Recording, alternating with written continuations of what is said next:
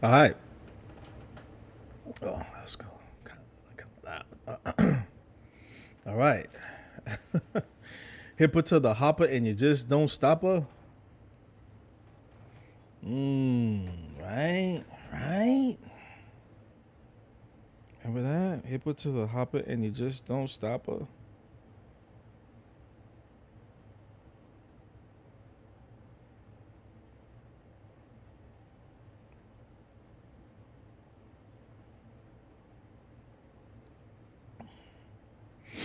All right. Let's do this. So this is dragon number 94, right? It's number 4, 94, 94. Oh, we got 6 more to go.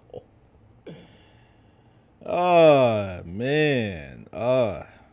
6 more to go. All right. We're just redoing this one. It's a quick headpiece. You know. All right, let's do the introductions first and then we start. So this is 100 Dragons by Andre Malcolm, published by Bloodworks Books, a subsidiary of Analog Tattoo Arts Collective, ATAK, ATAK. San Jose, California, planet Earth. First limited edition of 1,000 copies, copywritten 2013. Images hand-drawn by Andre Malcolm, designed in California Macintosh machines by Adrian Lee and Eric Powers. Printed in China. Font modified BEBAS NEUE. Other Bloodworks books. Suits made to fit, action, reaction, full coverage, Bloodworks sleeves, Bloodworks bodies. AnalogTattoo.com is where you can find all of these published works. So you could be, extend your education on tattooing, right? Oh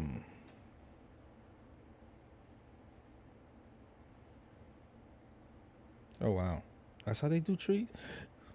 Shit.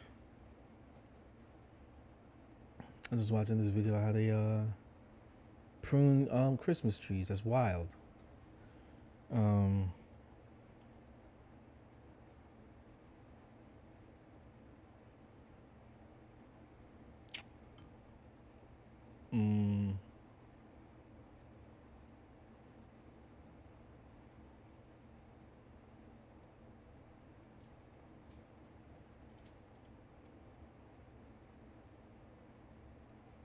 All right. So yeah, this is dragon number 94.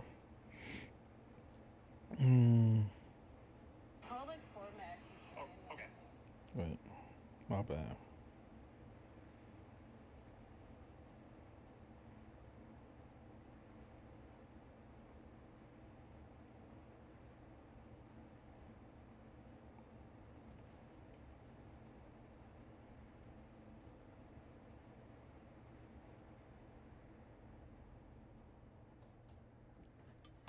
All right.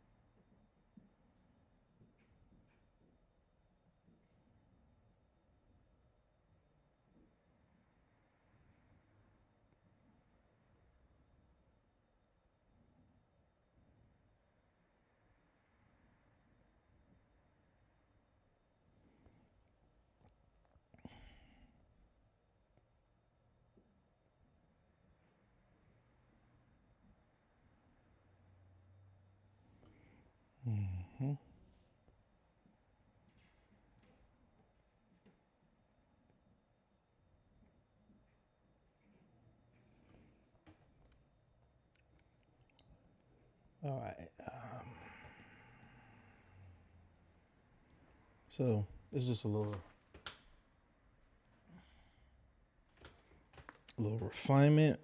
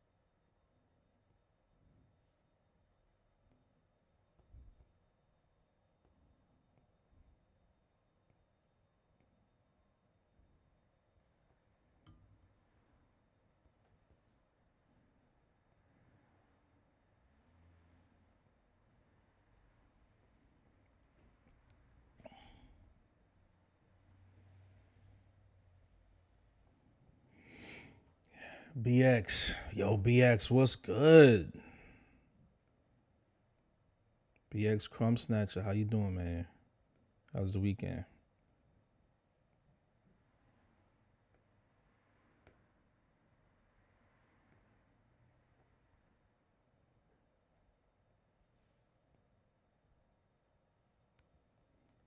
How's it popping, man? How's the city?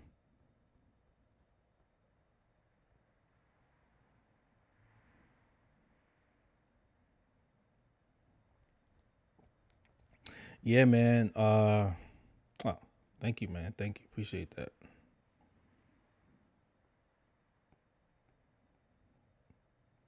Yeah. Oh yeah. Yeah. I'll tattoo when I come to New York. Next time I come to New York is in February. Going to DC first, and then slowly make my way more east.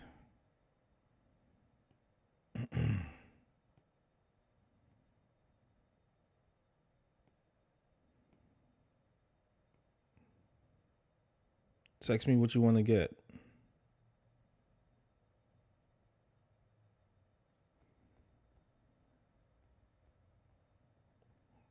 Thank you for the little. Thank you for the. Thank you for the donation, fam.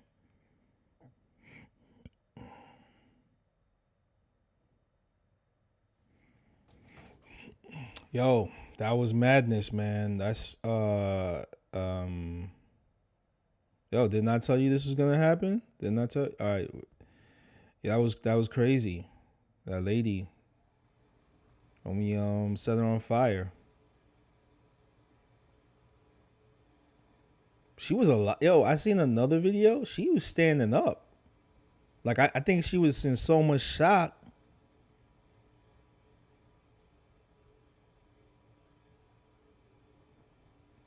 that it was happening.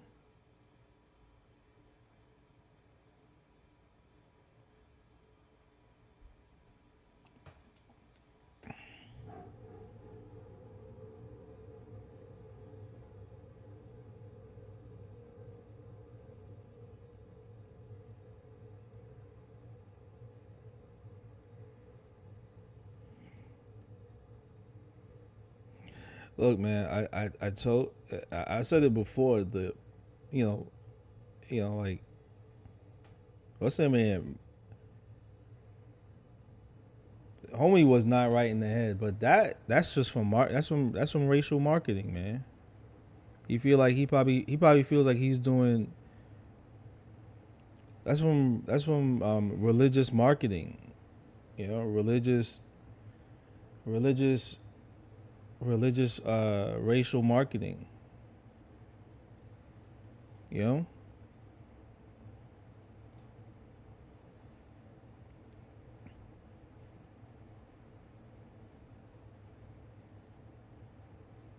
I think that's what that was. I think that was some.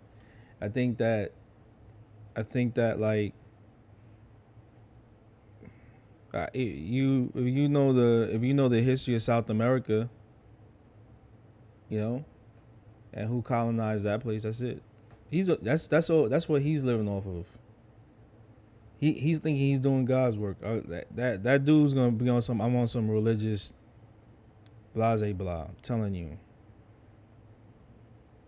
Well, he's just crazy. But you know.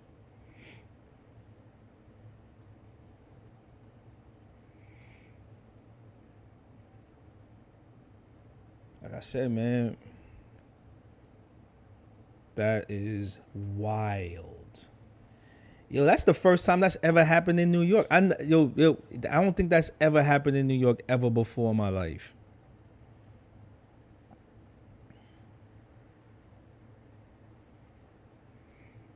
You know, like that dude's coming into America. You know, like with his ideology. That's his ideology at work, you know? That's the ideology that he was raised on, telling him, yo, it's right for him to do that. Yo, and if you watch that video, fam, there's a extended video. This is what's crazy about New York. You know, those trains got video footage. There's video footage recording all the time, right? And so there's video of him actually setting her on fire. And then he walks out and sits on the bench because there's the footage inside the train, and then there's footage outside the train where he's like sitting down watching it.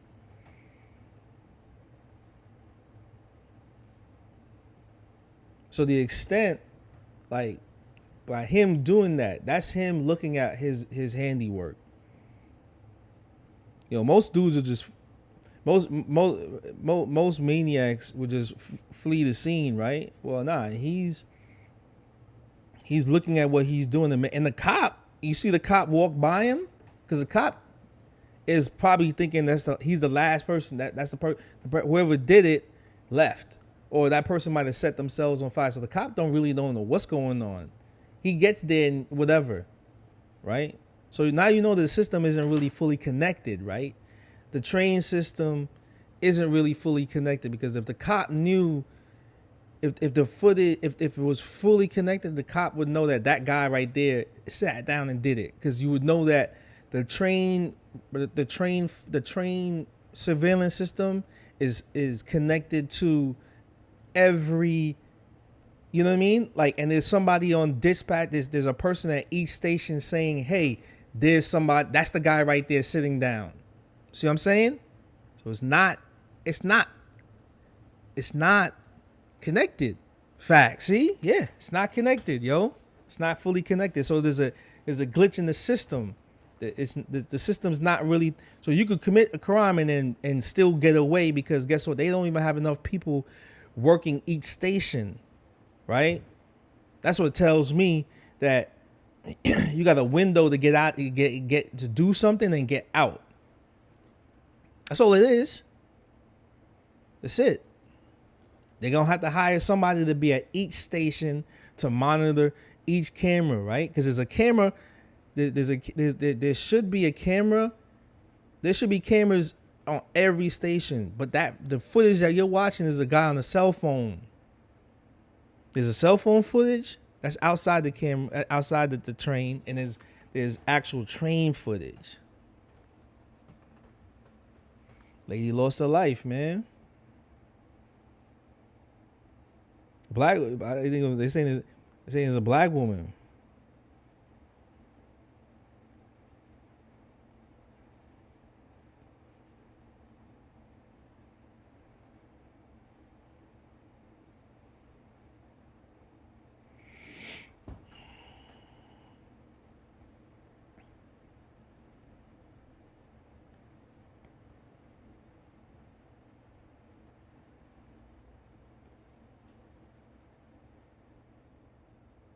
Damn.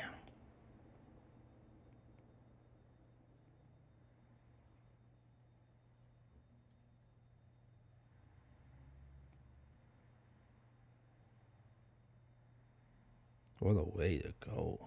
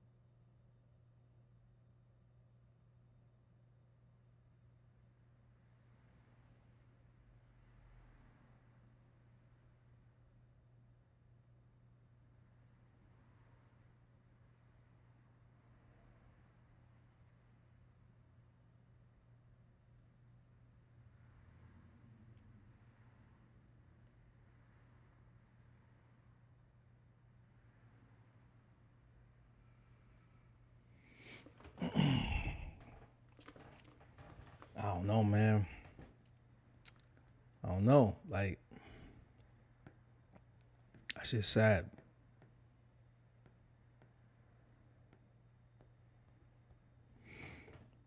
That's really sad. Like,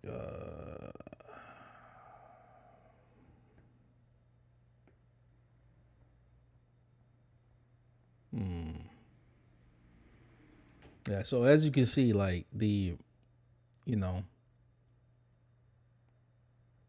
the movement of how this dragon sits on the back to the right compared to the joint on the left. I think I might have been thinking this could have been like something for the lower back. I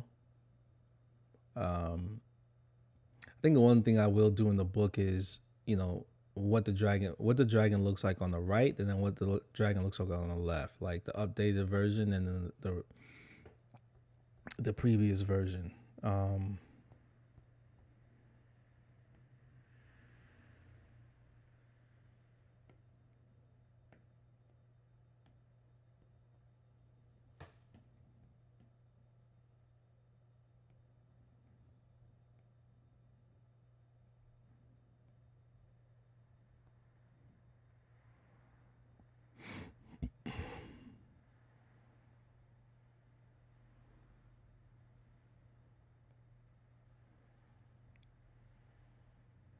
I think it's crazy how it's not like it. It's crazy. What bothers me is like news organizations ain't really. I don't know if they're really talking about it like that. You know, I don't know if they're really talking about it. I don't know if they're putting it out there like that. It's it's kind of like why you know why I why I made that post on the other platform,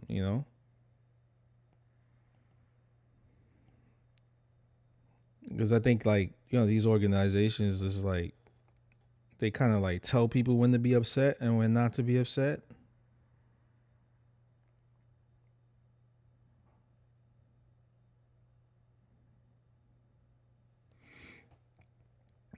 When to be upset, when to say something, when not to say something.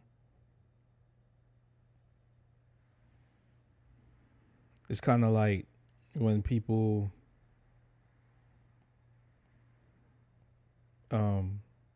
it's kind of like when Mike Vick, like he got murdered in the media, right? Back in the early 2000s, and he lost everything, right? Lost everything. I mean, he got back, maybe he got back. I don't know. I'm not gonna pocket watch the man, but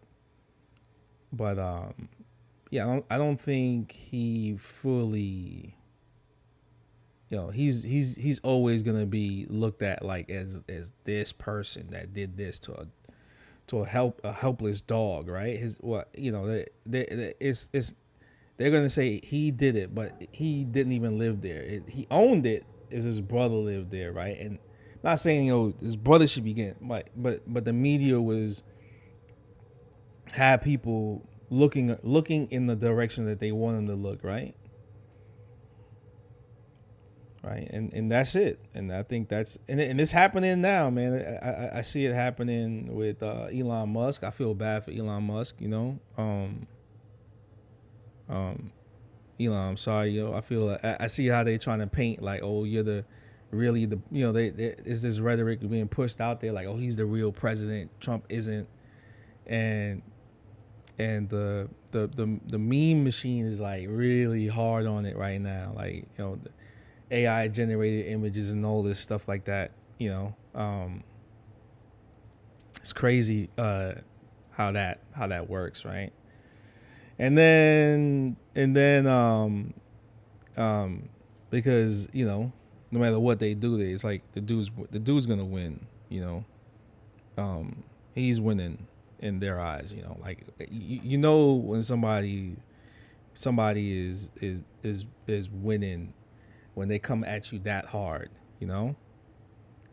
F all his other supporters and or who are backing him and behind him, but like he's the villain, right? But then like like it's putting these ideas in people's minds, and they're gonna you'll start seeing people just regurgitating it, right? Like shit, I drive a Tesla, right? And I get like the mean looks, I get the side eye, I get like the visual hate, the passive aggressive behavior from other drivers out here, that don't drive Teslas and shit. And you gotta like kind of like have to like laugh at that shit, because it's like people are very sheepish, and it's kind of like why I made that post. What was that post? What was it? Let me see.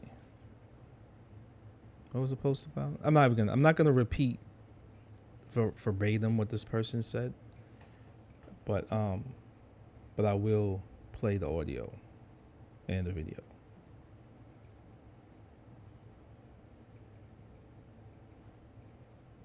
Right. People are crazy, man. The normal people. These are the psychopaths, you know?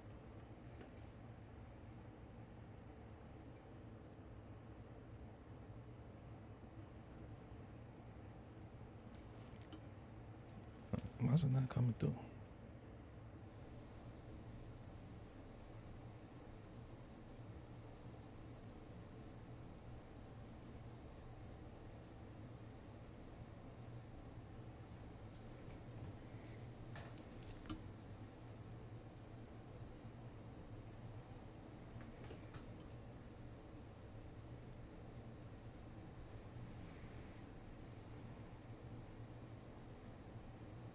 Oh, shit, not happening.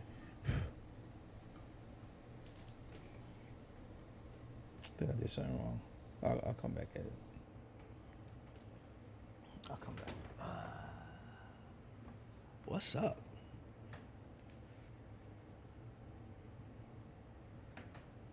Where is it?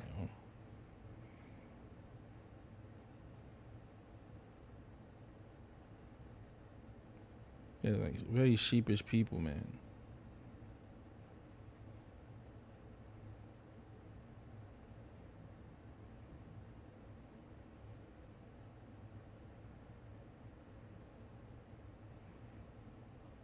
I'm extremely suspicious of normal people. I think that they're devious for the most part because they're lying. The only way that you can be normal in a society like this is to be complicit with things that are inhuman. Joseph Conrad said, I think, in Heart of Darkness, that the devil of our age is not satanic and diabolical. He's this flabby, mediocre creep. I mean, just nothing special about him, and people are fools to fall for all his tricks because they're not very good tricks. I mean, that's what we live in now, is this morally indifferent and complacent, lazy-minded, passive hordes of people just waiting for who knows what. I'm extremely suspicious of normal people. Yeah, there you go. There you go. There you go. That's it right there. You know, complicit people. It was just complicit. They just let it. They just let it happen. It's nobody's saying anything. Nobody's up in arms. You know, nobody. It's gonna take like a celebrity to talk about it. It's gonna take a Netflix documentary to like make people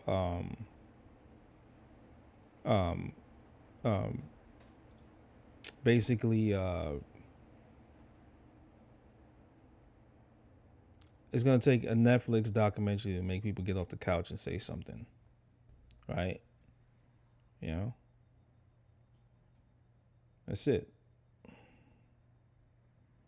Like, hell, I burned alive. Imagine you falling asleep and then you just feel your body getting hot.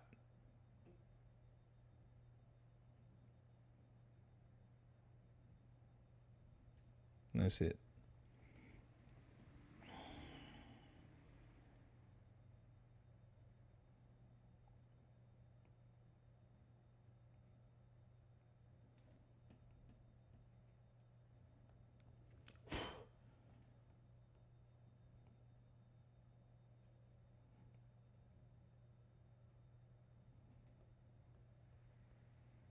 Well, those like, well, the feminist women, you know. You know, that's one of yours. Got got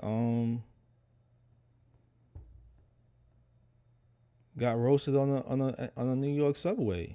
That's one of yours, B. Or, you know, they found out it was a black woman. It was like, well, better them than me, than us. You know, it could be that.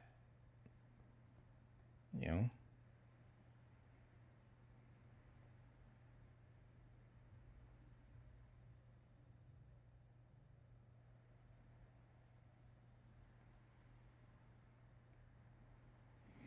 It could be that too. You know, better them than me. Than one of y'all, the other feminists. You know, is it?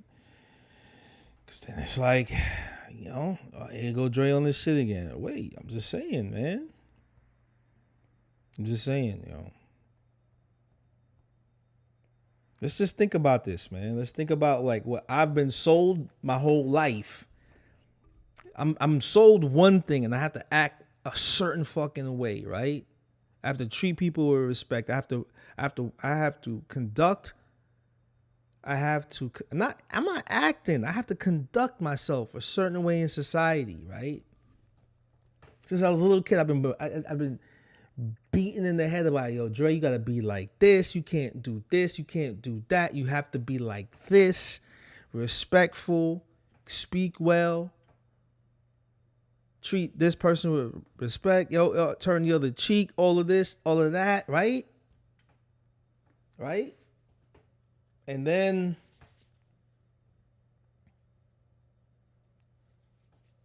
if this person over here is getting attacked, protect them. But if a person that might look like you, find out more. And then you gotta you gotta do more investigative reporting before you move on and help this person, right?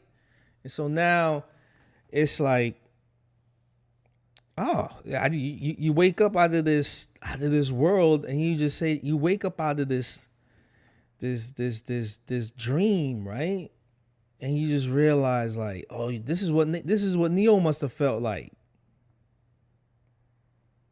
This is what NEUE must have felt like. He went down the rabbit hole, man. Morpheus showed him just how deep the rabbit hole goes, and then you're just like, what?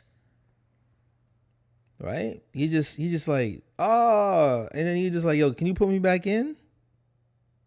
Put me back into the bullshit, because now I feel like I just know too much.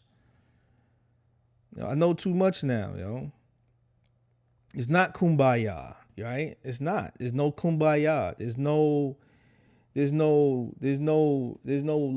There's none of that. It's all it was all bullshit. I learned about these type of people that were almost wiped off the face of the earth, right? But then when your people, there's like, oh, you get what I'm saying? Like, well, these people get special treatment, but these people don't get the special treatment. You don't get the reparations, but these get the reparations, and this one over here gets this, but you don't get shit.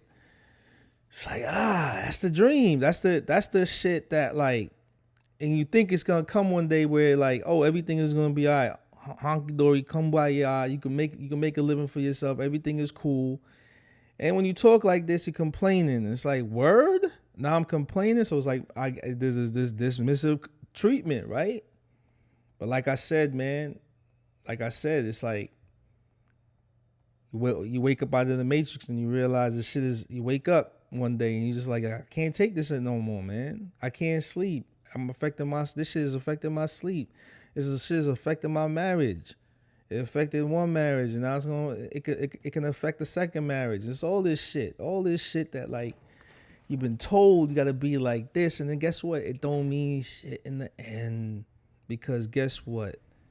It's all marketing. It's another form of marketing. It's another form of control marketing, and really, there's nothing you can do about it. There's nothing you can. In the end, what can you do?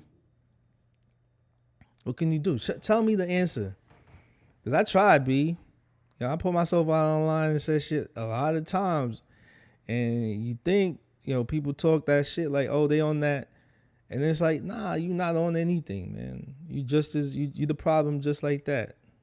And I've stepped out on the line a couple of different times in my life. And then you just realize like, oh, y'all just talk the talk.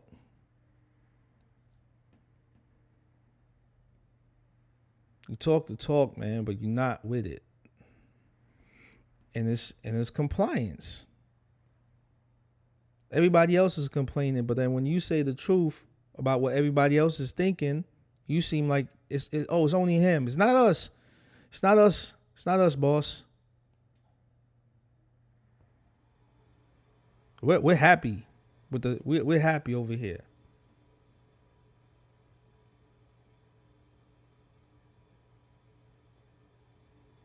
It's just, you know, it's the crazy nigga talking. I told you not to hire him. It's a crazy nigga talking.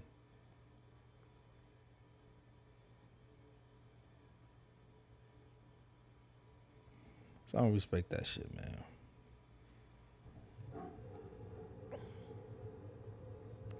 You know, crazy niggas talking, but I'm not that crazy, man, because I just seen a lady get burnt to a crisp and everybody's quiet because everybody's complicit.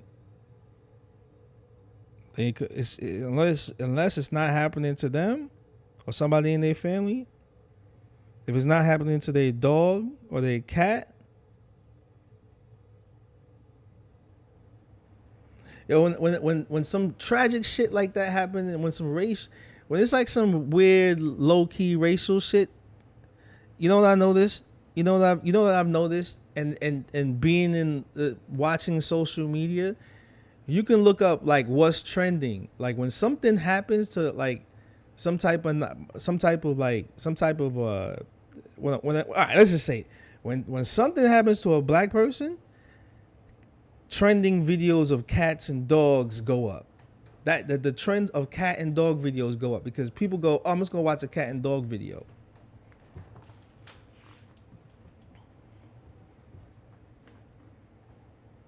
Telling you right now, yo.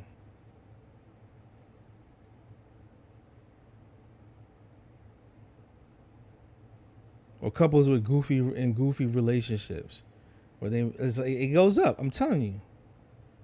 Soon as something happened, there's more outrage. There's more. You know. For instance, this lady gets burnt to a crisp, right? If she survived it, right?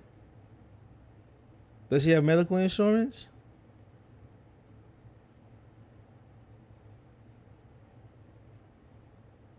So now the video for the dude getting, you know, I got the video of the dude capping the dude in the back of the head, the CEO, right? And you know what the CEO's job is? If the CEO didn't start the company himself, which that guy didn't. He didn't start that company himself.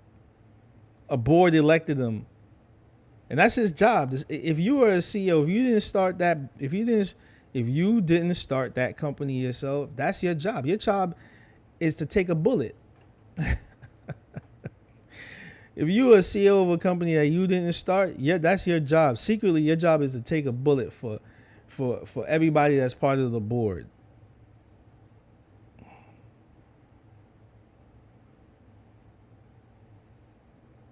People act like that guy owned the company. No, they're going to replace him. There's going to be a new CEO.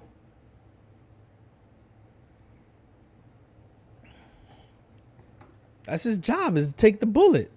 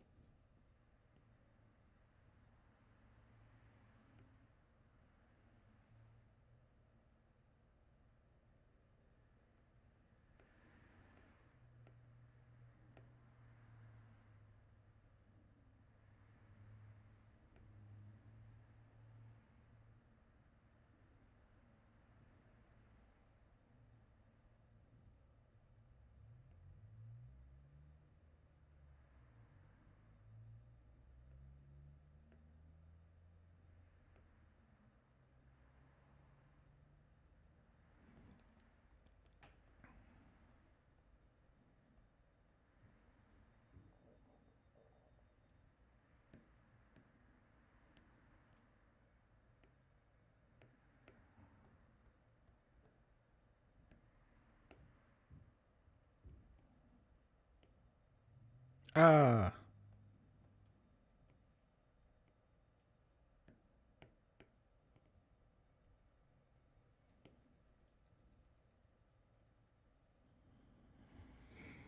Ah, got struck by lightning in the thunder.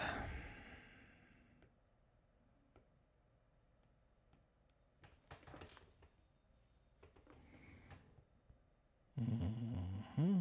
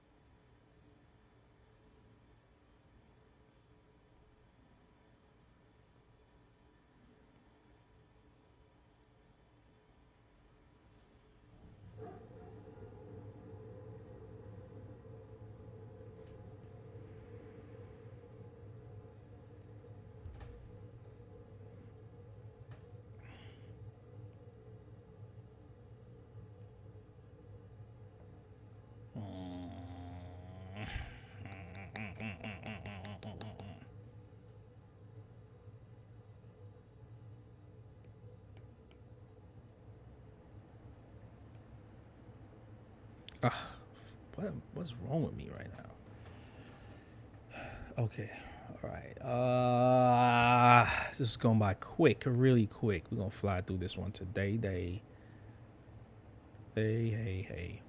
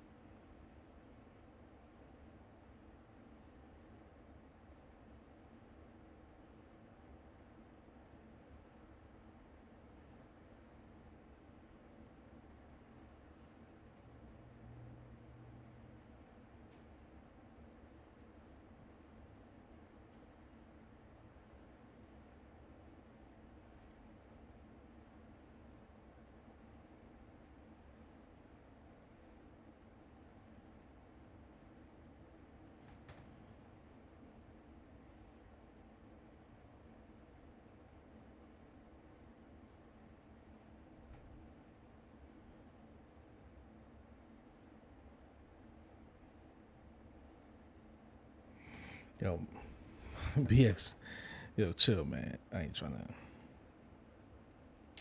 I'm not into. You know what? I'm not gonna answer that, man, because it's. I'm not really into. I'm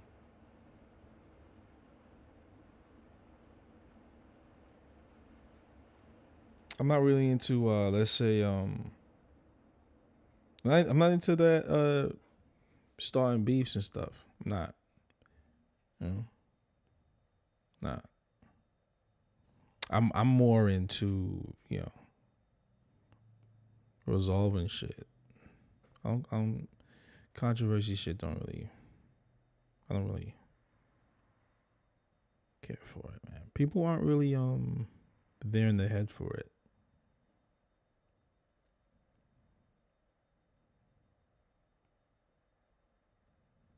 You see me, man. I draw and I draw. I draw, y'all. I draw all day. I draw and tattoo. That's about it.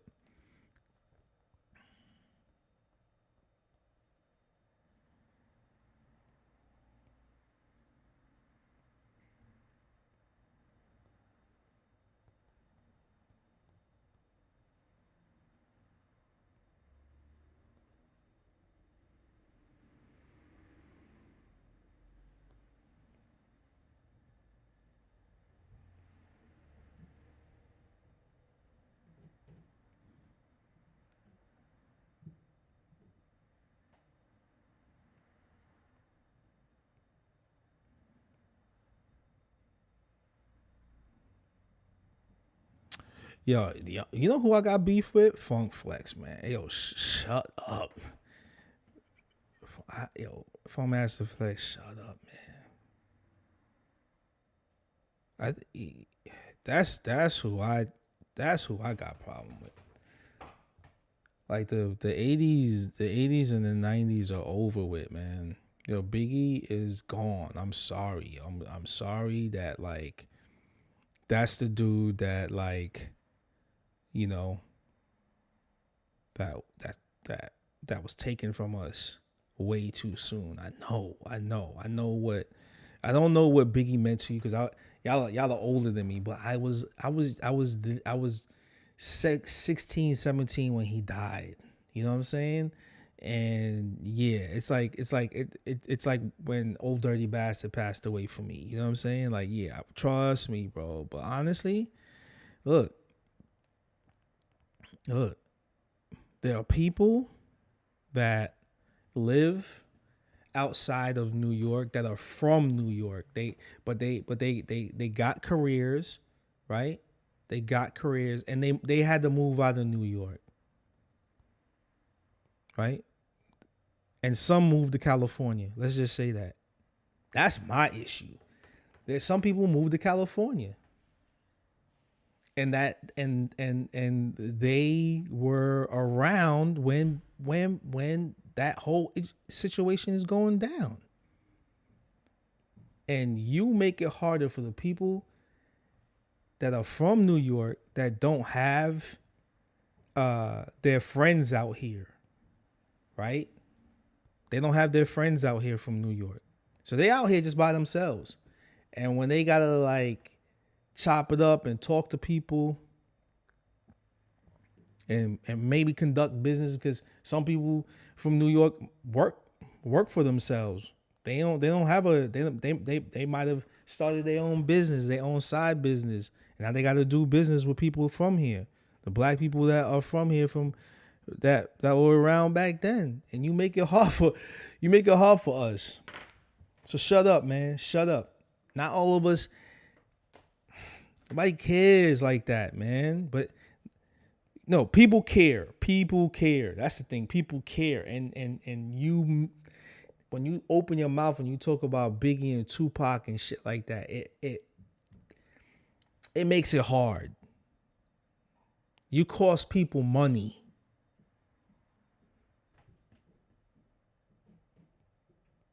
Yo, look, I know people don't get tattooed for me because I'm from New York.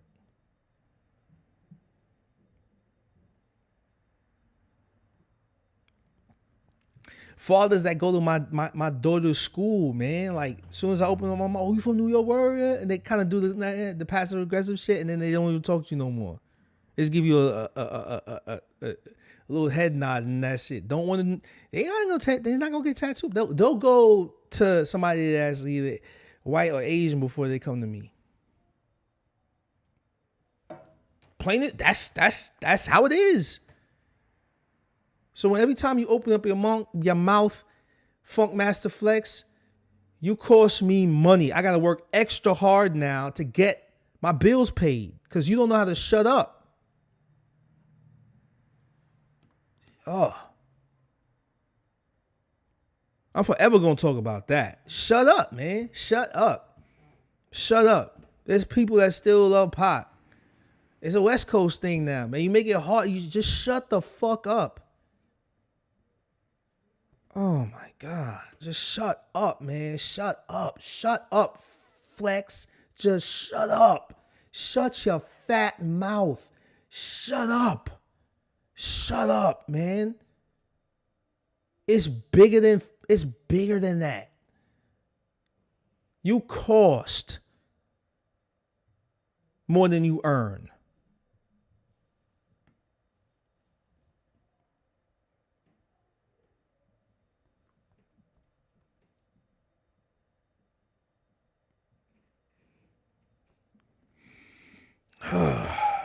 You cost more than you earn. You make it harder for the dudes out here living.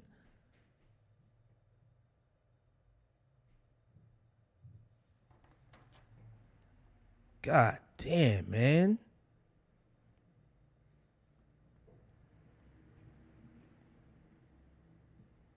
What's that?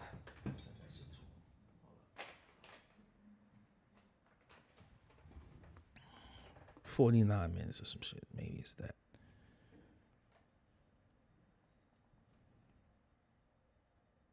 Yeah, you make it hard, B. You make it hard. If I'm gonna charge this, and then you make it hard, man. You make it hard. You make it hard for it's bigger than you. You're a bozo on the mic. Just spin the wheel, scratch, drop bombs, and shut the fuck up. But don't talk about Tupac. Don't talk about nothing on the West Coast. Stick to East Coast shit. Talk about the days in the Palladium and Fever and all that other stupid shit. But don't talk about stuff on the West Coast you know nothing about. Well, I'm from the Bronx, 233rd White Plains Road, 238th White Plains Road, Nereid, Baychester Avenue.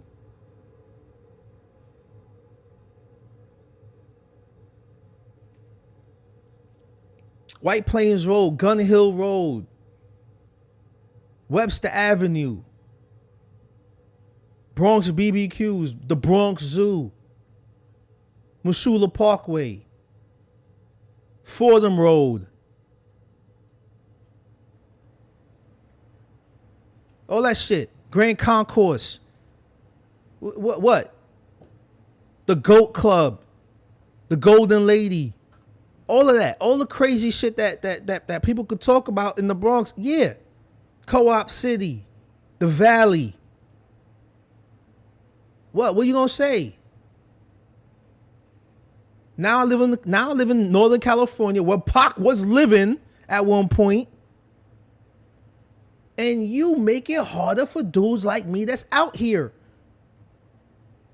Especially when I got to deal with not just white people and Asian. I got the communities that live out here that love Pac to this day. And you just keep opening your fat fucking mouth. Shut up. Worry about your gray hairs that you have to dye every other week. Oh man, yo, you just need to shut up. Just shut up. Shut up to the dudes that don't do a 9 to 5. You should totally understand how that works.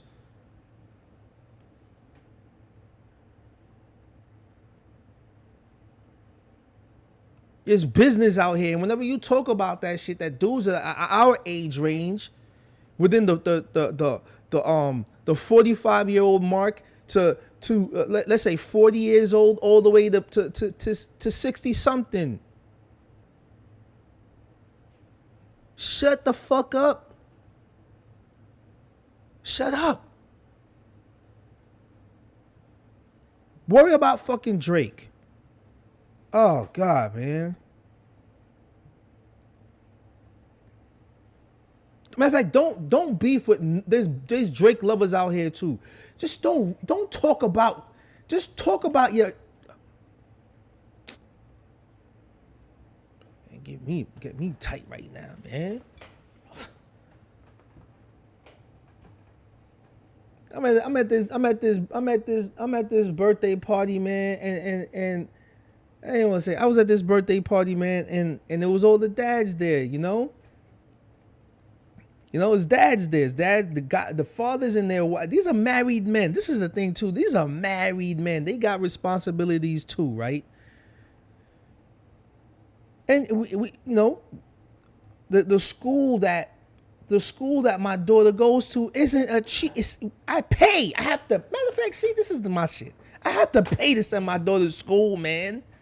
So where's that money gonna come from? So now every person that I meet is a potential client, right? That's how it is as a tattooer. Anybody that you meet is a potential client. So you always selling your business. You know, all the dads are talking. As soon as I open my mouth, you hear the East Coast accent come out. Oh, you from New York? Yeah. Oh, I love going to New York. This and that. And then all of a sudden, it's just like, it went stale after that. Chopping it up, talking, just stop talking. I know I didn't say anything messed up. And then it was just kind of like, man, I just love the 90s hip hop. And whenever somebody brings up 90s hip hop, you know what that does me? That, you know, tells me? Pac, come. It's always going to be some Pac shit. There's always going to be the East Coast, West Coast, 96 bullshit that happened.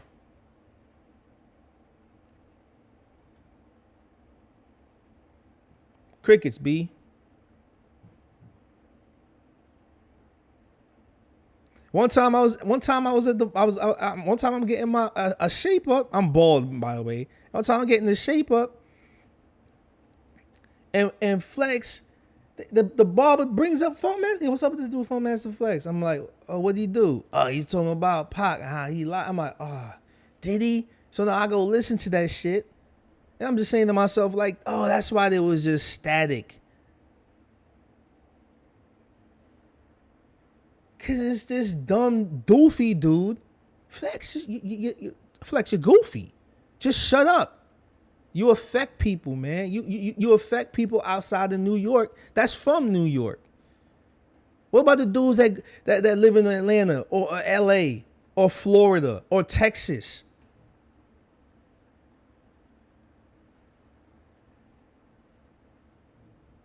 Oh my God. Yo, Flex, shut up.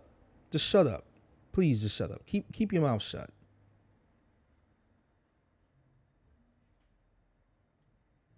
All right, I'm done with that situation. Moving on.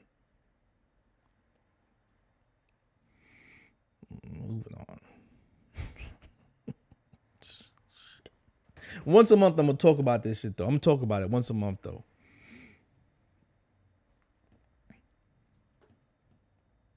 You still working at Hot 97? God damn, bro. You need to fucking like. You should have your own. You should have your own. I mean, let me not say what you should have. What you should do, just keep your mouth shut. That's what you need to do. That's what you need to do. Hold on, man. Let me text a nigga.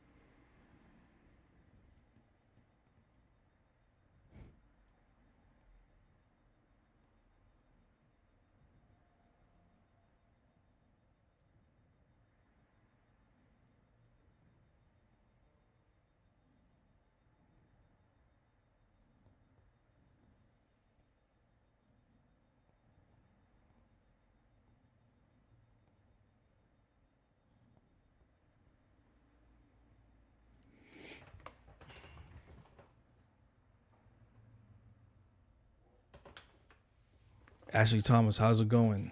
Thank you so much. Appreciate it. Sorry if you hear me ranting about Phone Master Flex.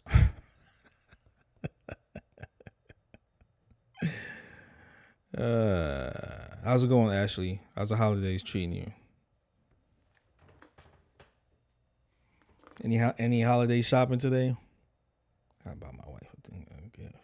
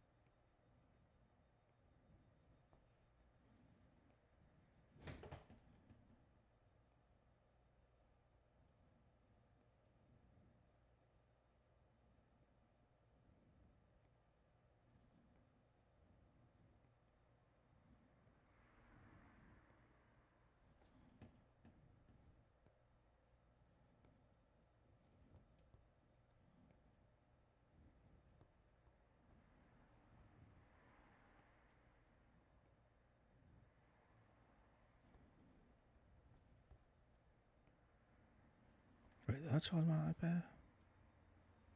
Yeah, I charge it. I know I charge my iPad. I'm like,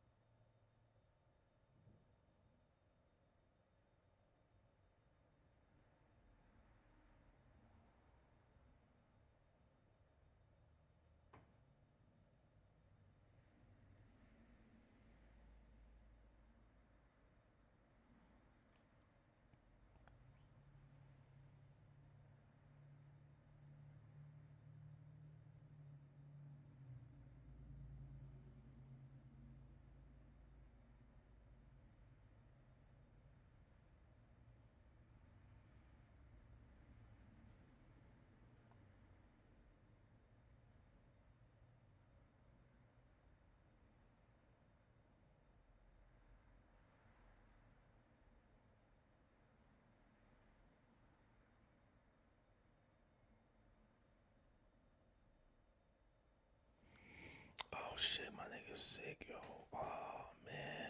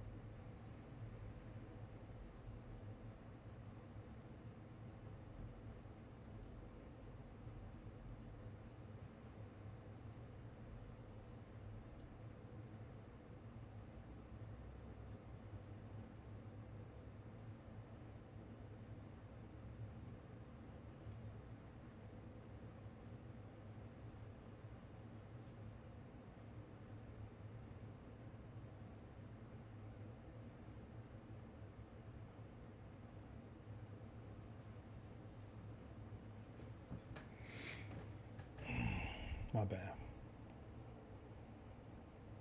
The internets, man. The internets.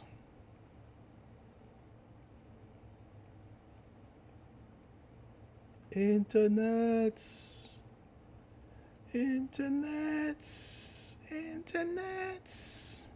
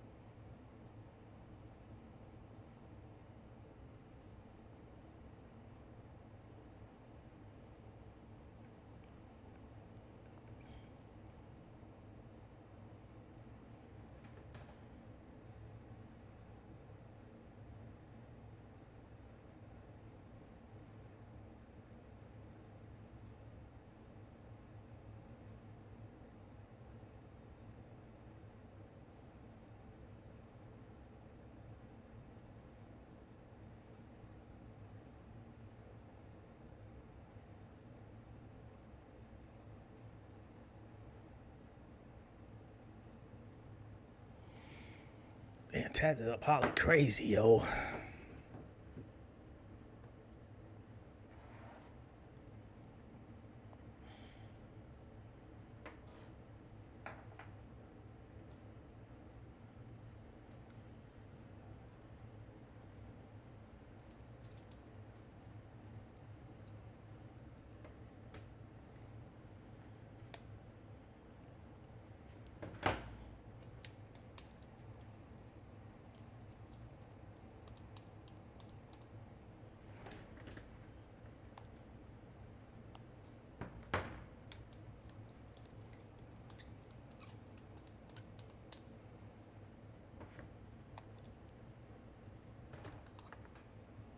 I see why Flip be having her on the show.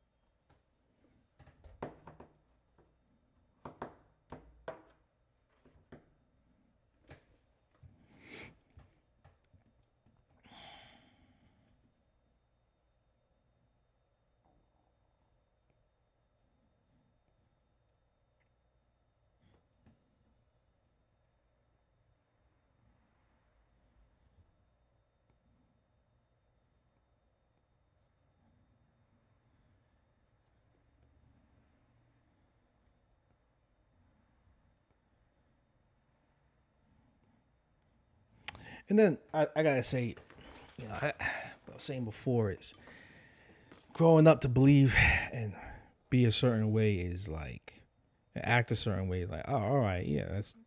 But then that's the environment of New York. That's the environment of New York in certain places like New York, like London, right?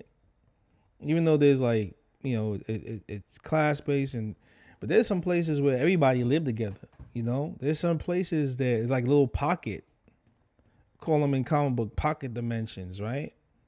And these little pocket dimensions, and for most people, that live in a place where everybody is predominantly like one color or whatever, and some people live on one side of the town and the other, and it's like that. And it's always been like that.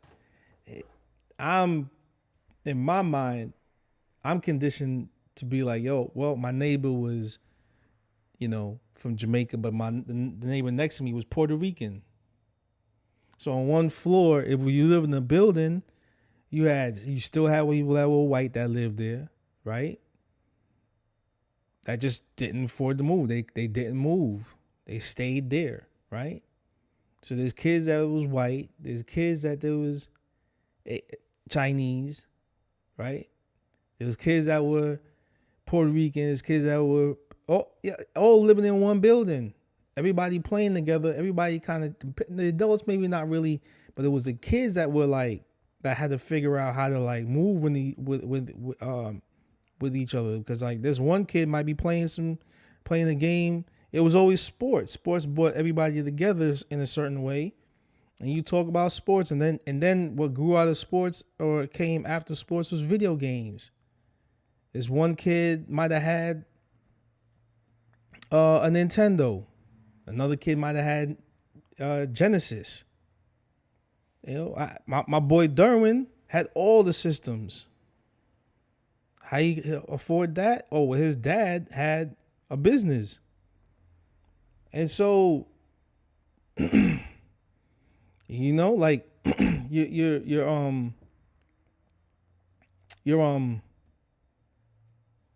growing up and you're seeing how certain things are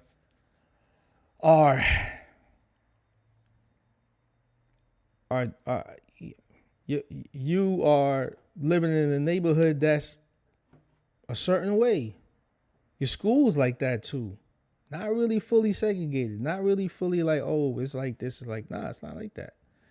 Even what you see on the TV and the news and your workplace is like that. Like, so it's like, so now you're in a place where you can do business and stuff like that. And I don't know, man. Like, now it's just like, oh, well, that's just a pocket dimension, right? It's not like that everywhere. It's not like that everywhere. Some places, guess what? Nah, they don't do that. New York is more built up.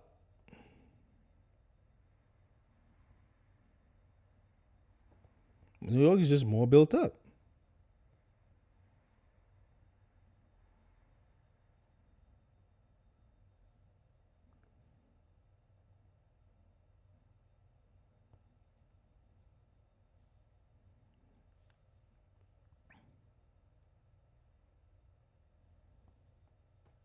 Now imagine a dude like him coming to a country like this, and it's different. You know what I mean?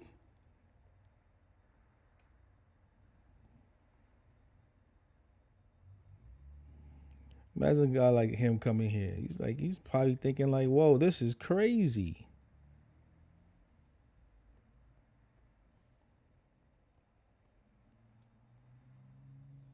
New York is just a different animal. It's a pocket dimension that it's why it's the biggest market in the world, because everybody, the way business is done is not just done just by like, oh, one type of people. It's everybody.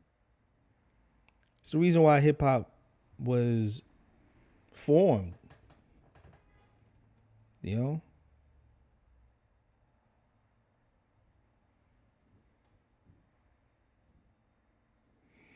There's all the different elements of hip hop: rapping, DJing, breaking, graffiti.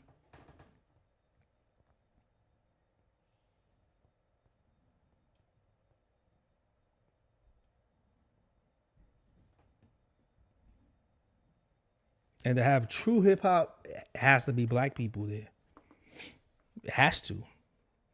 Now, some people are gonna say, no, it doesn't, because it's a simplicity. It's a simple, blah blah blah, this and that. Nah. It's why blues fell off. It's why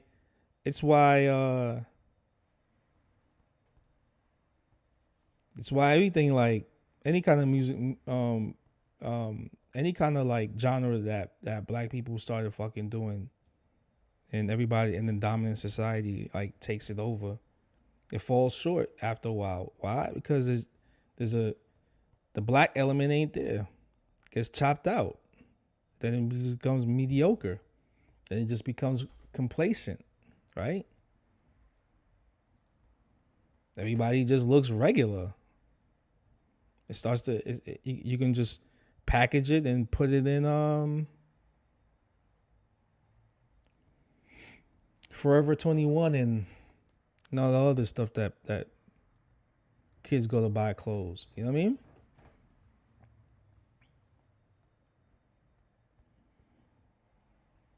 That's why breakdancing fell short in the Olympics.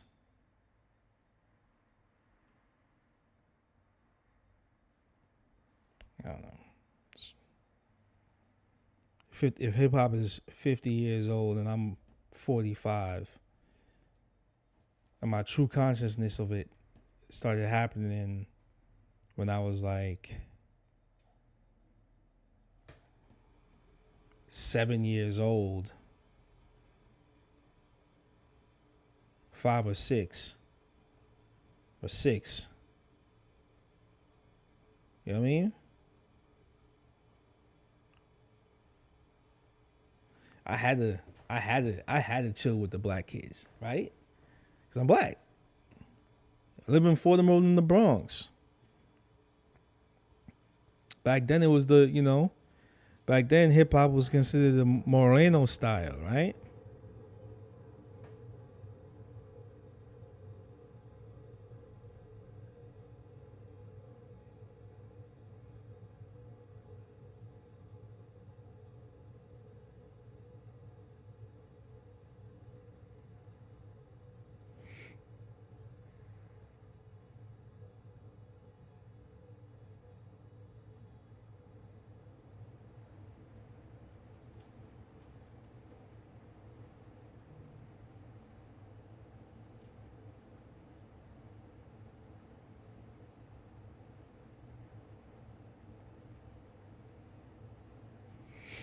The Moreno style.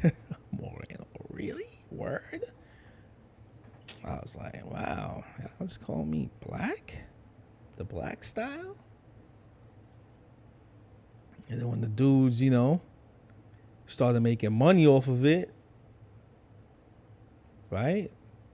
Dudes was rocking the Sherlins and the blah, blah, blah. That's when everybody was like, oh, word, I'm going to start doing it too. I got to make some ends too. I'm telling you right now. Right? Graffiti was so edgy at the time. The graffiti was so, let me tell you something. Graffiti was like, I remember my mom worked at a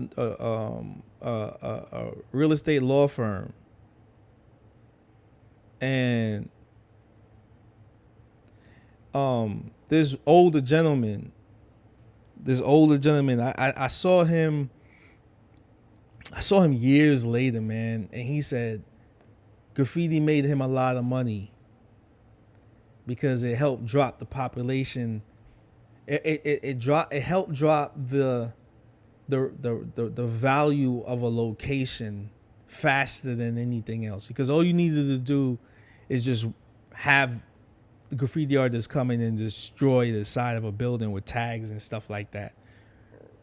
And then all you had to do was just come in and say, hey, I want to buy this. And then the owner's like, oh, it's going to cost you this. And all he had to just say is, but it's all got this and I got to paint this. And so like it made the value of the property cheaper. You had to break the windows. So it was like the more it got destroyed visually, the cheaper it was for him. You know what I'm saying? You know what I'm saying? So that's the thing. It was like I never understood that when I was younger. I was like, I'm gonna get my name up. I'm gonna get my name up. You know what I mean? I'm gonna get my name up. I'm gonna get my name up. But that was a thing. That was a thing. It was that's how crazy graffiti was back then. That's that it was a visual bombardment. You couldn't get away from it. You couldn't get away from it. So ill, yo. This dude, he said he made so much money off of he got so much stuff for cheap.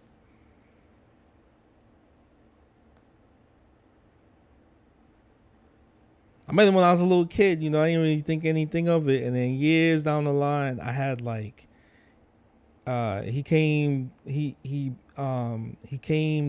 the studio I worked at in New York, checking on me and stuff like that. He knew I was an artist and stuff, and I had like some pieces, and I had some of my stuff hanging on the wall. He's like, "Oh, you did graffiti?" I was like, "Yeah, I did it when I got into it when I was like in junior high school and stuff like that, elementary school, junior high school." And he's like, "Yeah, I gotta make so much money off of graffiti." I was like, but it wasn't like he was buying the artwork. Nah, what the dude was doing, he was buying the buildings that the artwork was on. Different kind of hustle. You know what I'm saying? Different kind of New York hustle.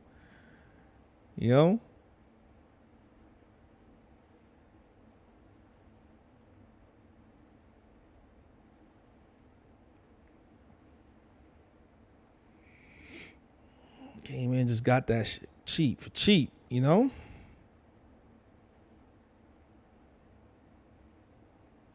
way cheaper than, what I'm saying, way cheaper than he had to pay for,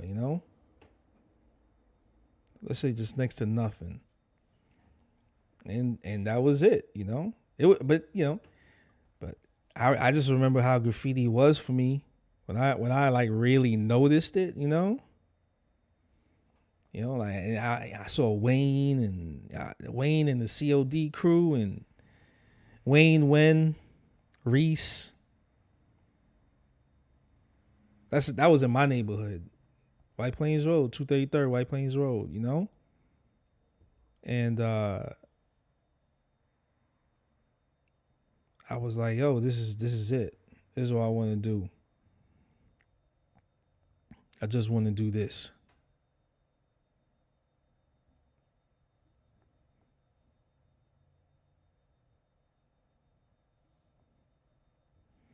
Then it just grew from that.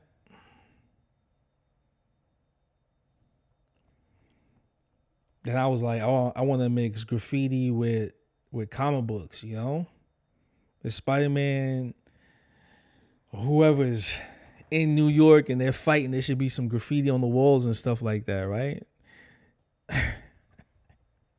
It's like that's like, like that was my thing. That was like, that's how my brain was thinking back then.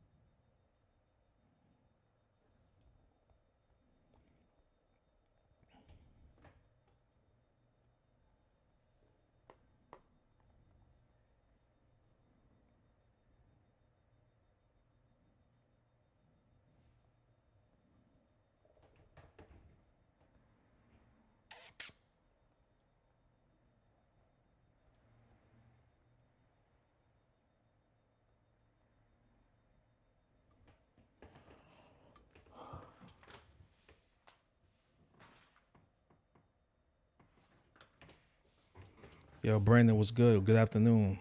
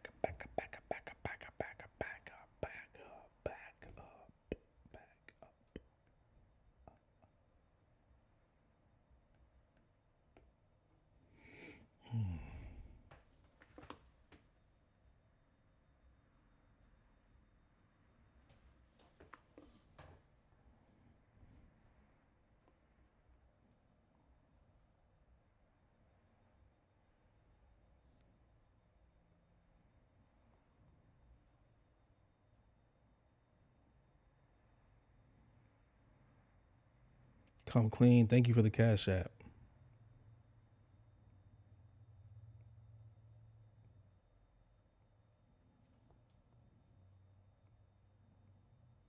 Thank you. Appreciate it. Happy holidays to you too. Come clean says, love your work. Been a fan for a long time. Appreciate it, man.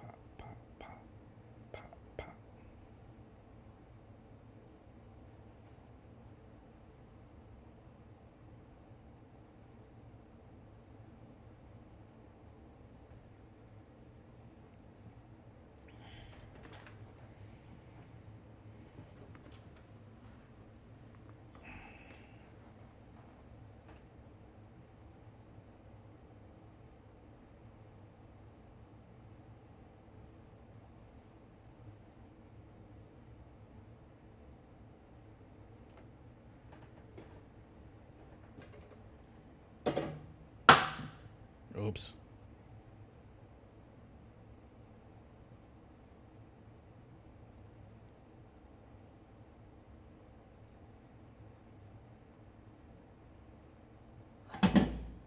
What the fuck? Sorry, that was my tripod.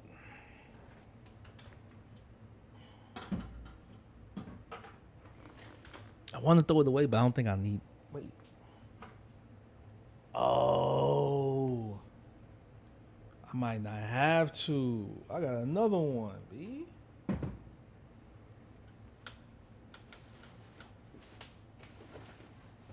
didn't think about this.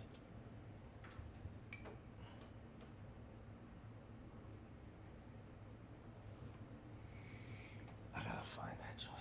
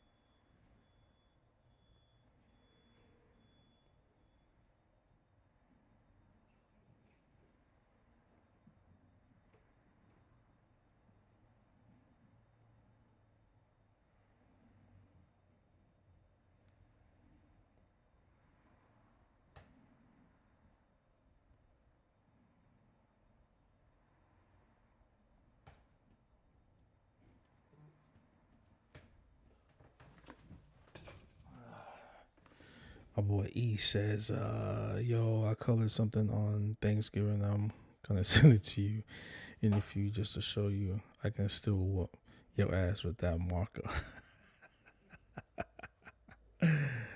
That's the old homie from back in the day. PS87 days, boy.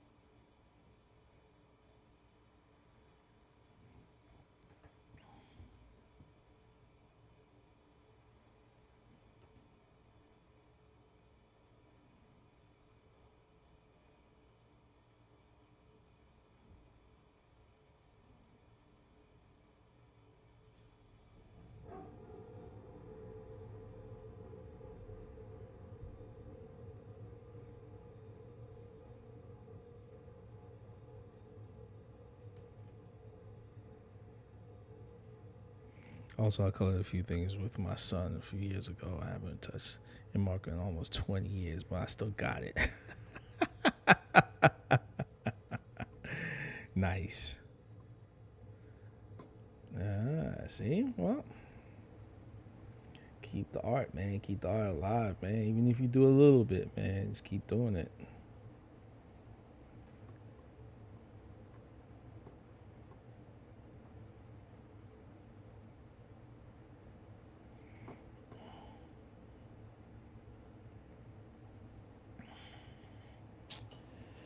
Damn, yo.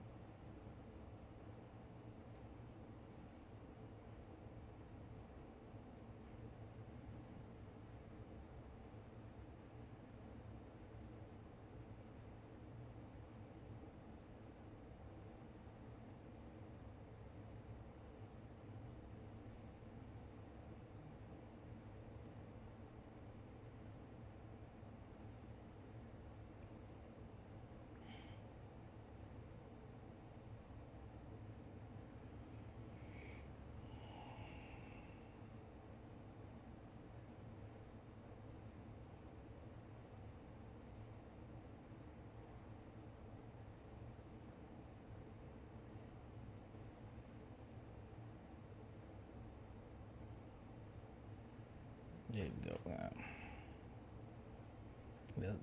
Let's do that. Let's do that.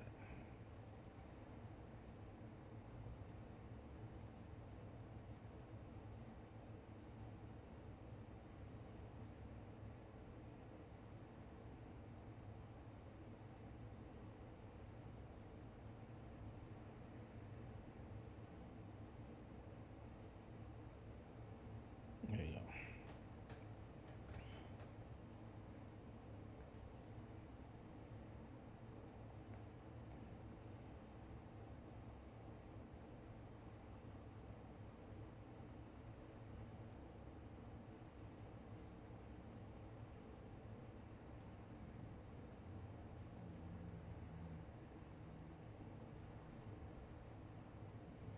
Now let's ink this. Merge. Merge with the urge.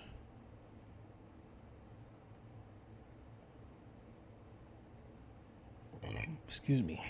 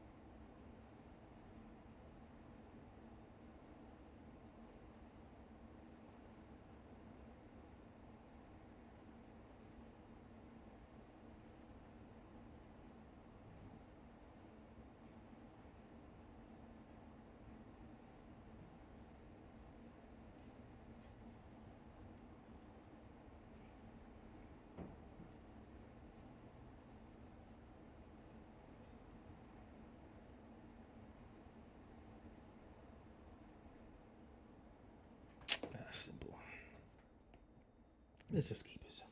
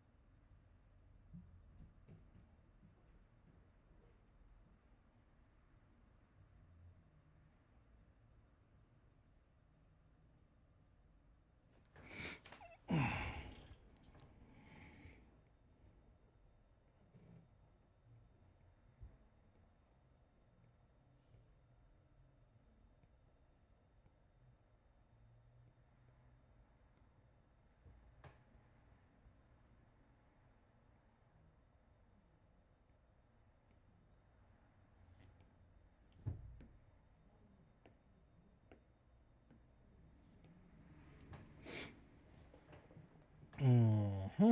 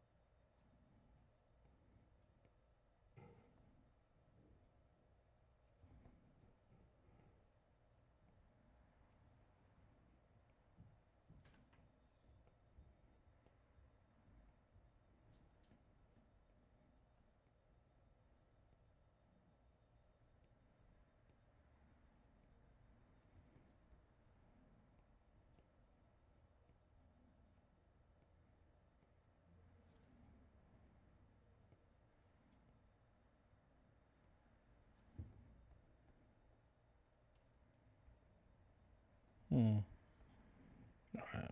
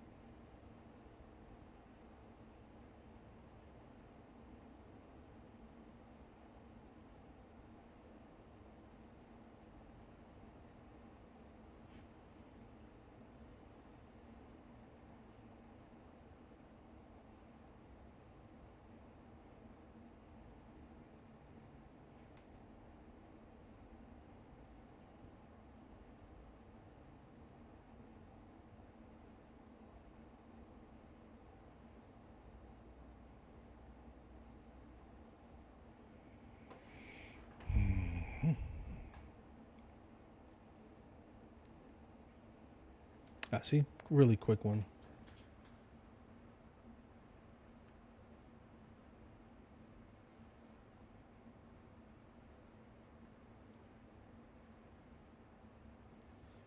Thank you, Brandon, for that compliment. Yeah, I really appreciate that. That one, yeah. Tomorrow I'm gonna do a cool one too. But yeah, appreciate it. I wanted to. I remember this one you talking about. If you're in there, 92. Yeah. 92 was a good year, man. That was the first time you know, the 90s is this is like the 90s of the Dragons is I wanted to kind of reflect that kind of jokingly. Yeah, so basically it was like but yeah, appreciate it. The chewing dragon, like yeah, but the big creepy eyes, and I would love to tattoo something like this. This dragon I would love to tattoo. I would love to tattoo this dragon. Whoever comes across this, hit me up, please. I'm better than the tattoo that you think is gonna do it. I'm better than that person. Come see me. Because the way I would color this one, I just want to, yeah, I want to do this one. This one gets this one is the, and I mean, even this video when I was doing it too, there was supposed to be jewels in this lower claws, back legs, and I took it out. I was like, it doesn't really do that. I moved the idea of the eyes are almost like the jewels, so you're looking at you can either look at the jewels as holding, or you can look at his eyes and it has like this, either it's smiling at you. You don't know if it's smiling like he's about to eat you, or is he smiling like, but I was really in my head about that, or like really, it kind of, it comes from maybe just the way predators are, like snakes. It's that has the body coiling up. It's busy, the body coiling up is busy. This is just a lot of busy movement, right? But that is to distract you, pull you in, right? And then the eyes are looking at you, and you're looking at the eyes, or you can be pulled in by the jewels that it's holding. And it's about to either strike. It's pulling back to strike, or it's just looking at you like, what? Like, what are you going to do? And that is the thing that I was trying to evoke. I was trying to evoke that feeling of the dragon looking at you and sizing you up. It knows that it can either eat you, or it's like, it's waiting. It's waiting,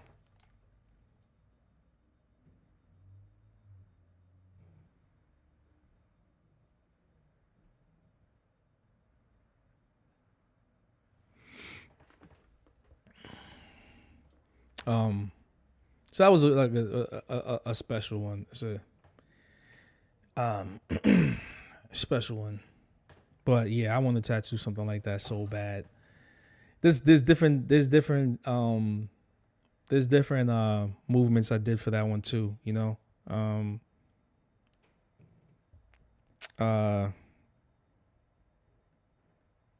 but yeah, would love to tattoo something like that. I think one thing about this book is everything in the book is something that I want to tattoo. They look fun, Grime always said that, man. Like, if you're whatever you're doing, like, make it fun.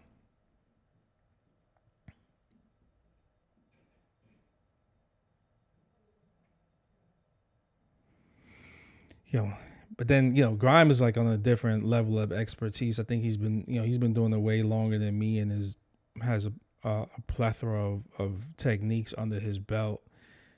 He experiments, and has a great oversight has a great sight on what he wants to do and how to execute it. I think of myself, I'm still trying to really figure it out. Still trying to figure out still trying to figure it out. I know what I want to do, but I'm still figuring it out.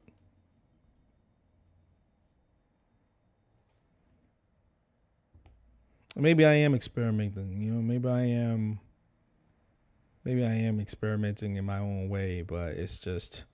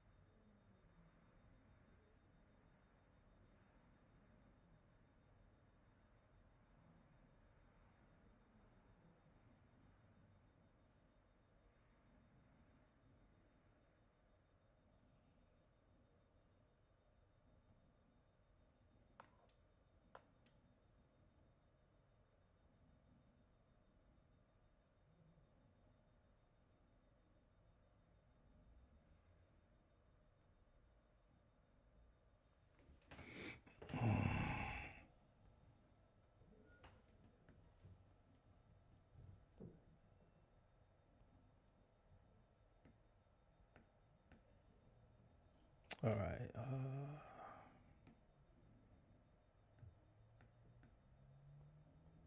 Okay.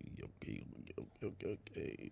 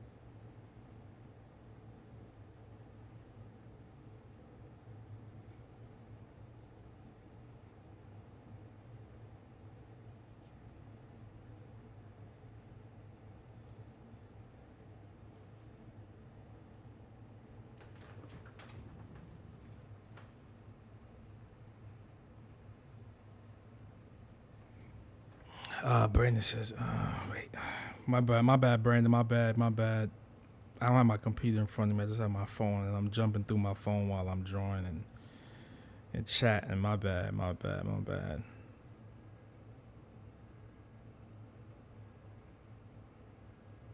He said, yeah, that one goes in unnecessary hard. Are you still making these like poses from the original book?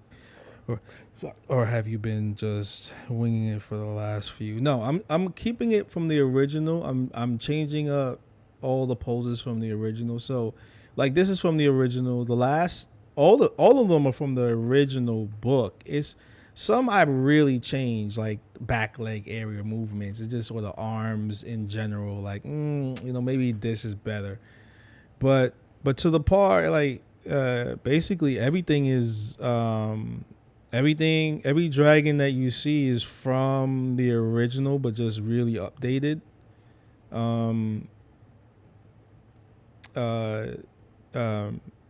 Really updated, more modern take on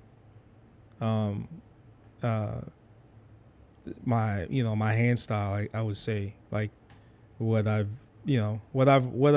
learned over the years, and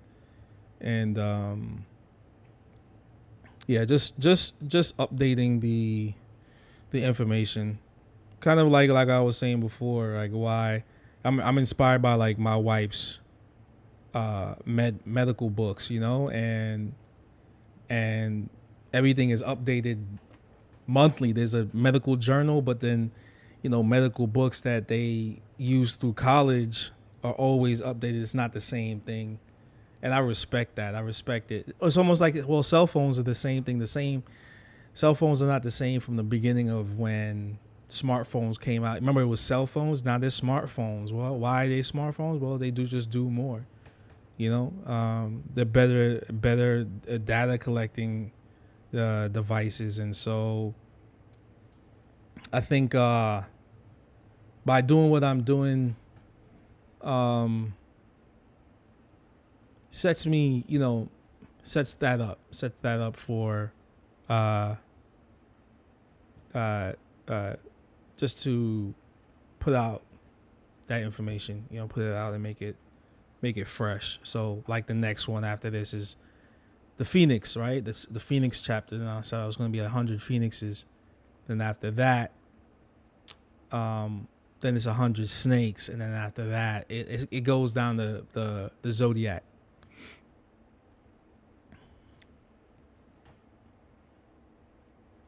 So yeah, there's gonna be a lot of drawing.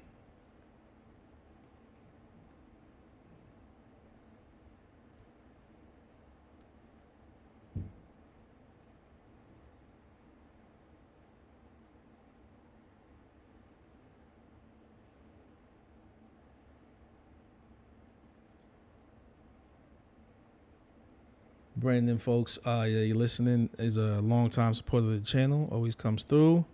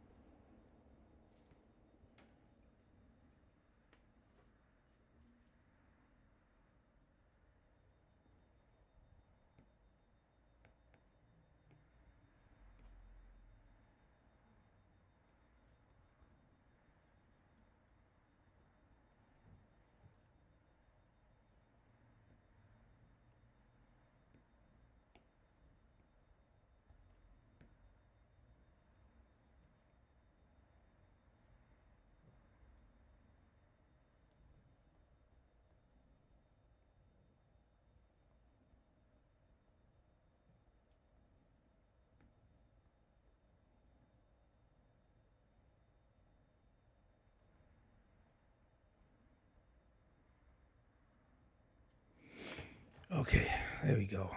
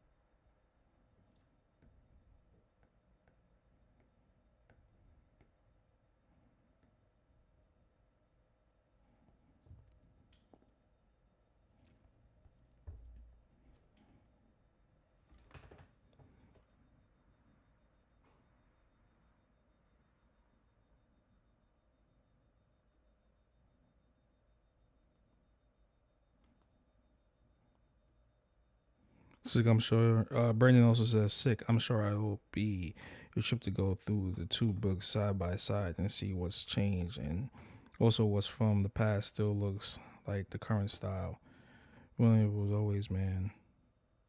Thanks for sharing journey through drawing this book. Thank you.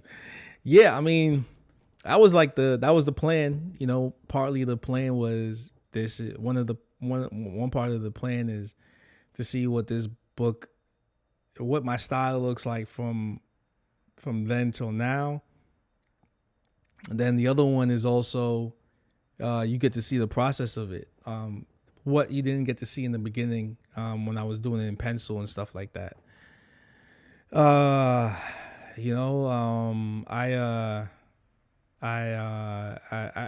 feel like the first one I rushed it, whereas a lot of this stuff would have been like, you know, you would have seen the inking of it, and then how that comes about. You know, I didn't do that, and yeah, it's yeah, you kind of see that air doesn't look right. I'll leave the air out.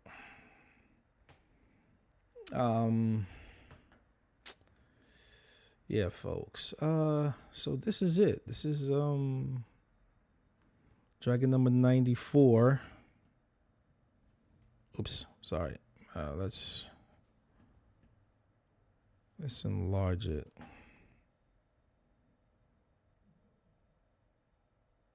I the plan for this is really for people to see the progression, right? Like, all right, well, this is how the dragon starts out.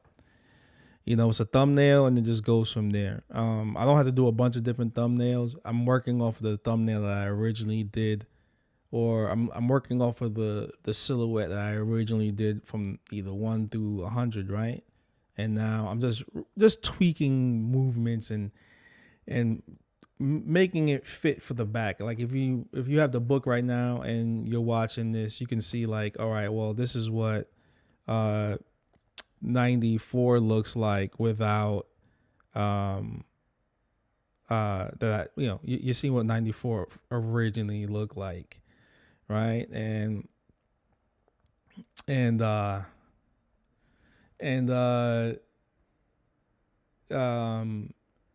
can see like how elongated the body is, whereas now this fits for a back.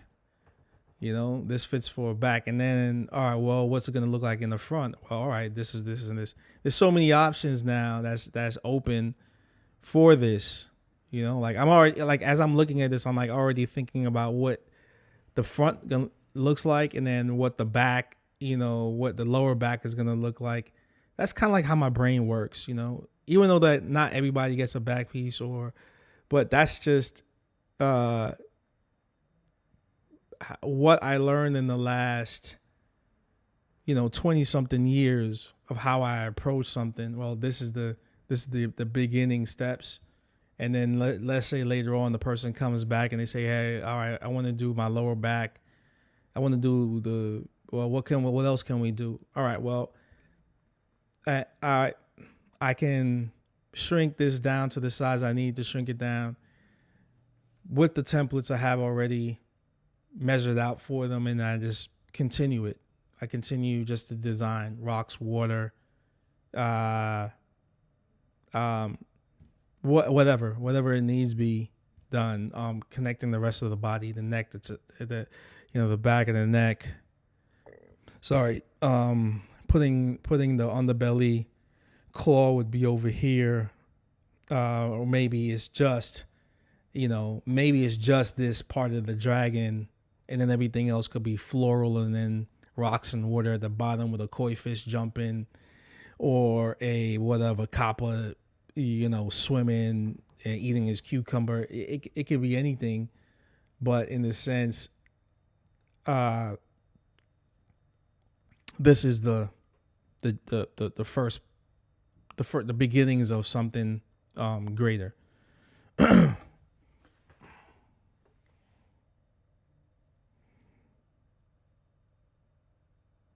Brandon says, killing it as always. Thank you, man. Thank you. But yeah, this is the process that I wish I had documented 10 years ago. You know what I'm saying? I really wish that I was using YouTube.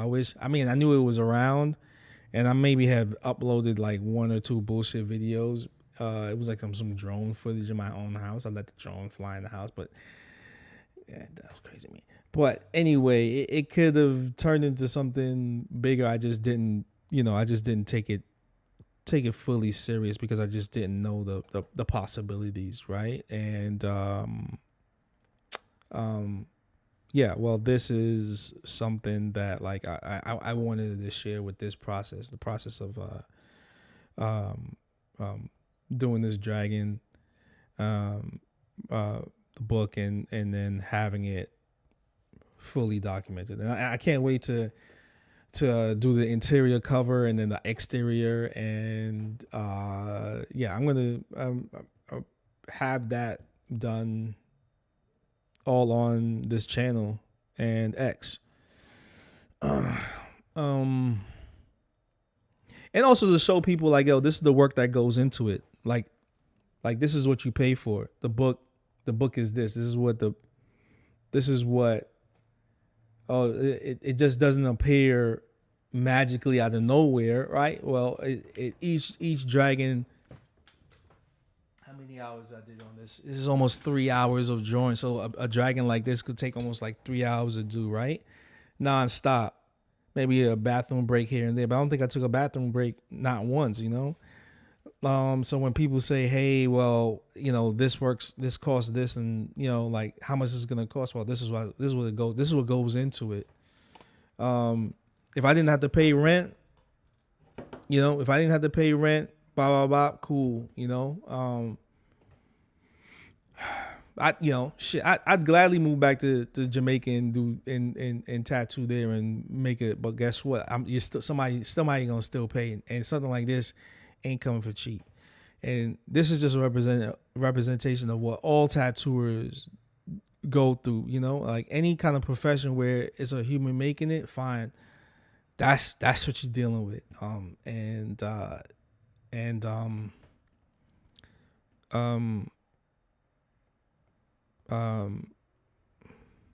That's what I wish I had done in the beginning, like showing that process of this is what it went into. And I think like you're gonna start to see more artists doing this, more artists documenting their process, because a lot of this stuff is time consuming, you know, and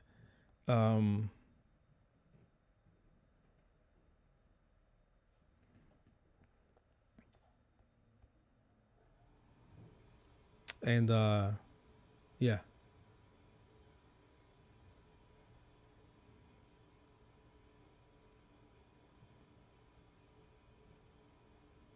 Why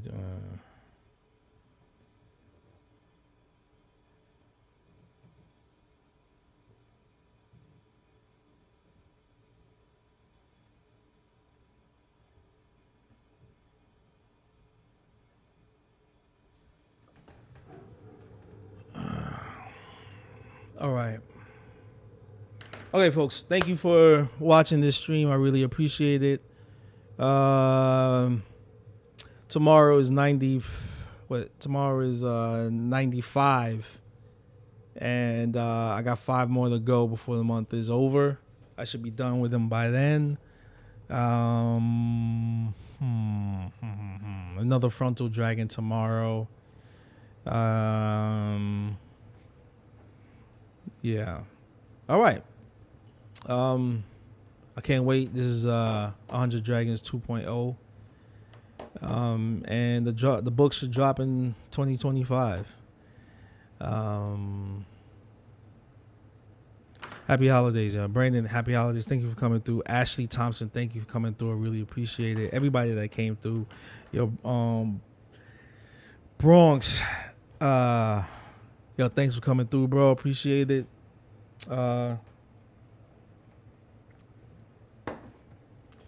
Everybody that dropped a little Cash App donation, I really appreciate it. This is going that donation, these donations that you drop will go towards the book, and you will see a receipt that goes to the payment. That's another thing too. So there will be a GoFundMe for this. There will be a pre-order set up on the website for the book. Yeah. Can't wait to finish doing this. And I really appreciate everybody that has come through and listened to my bullshit shenanigans, conversations that I have with people. And and happy holidays to everybody. All right, y'all take care, be good, be great, and peace.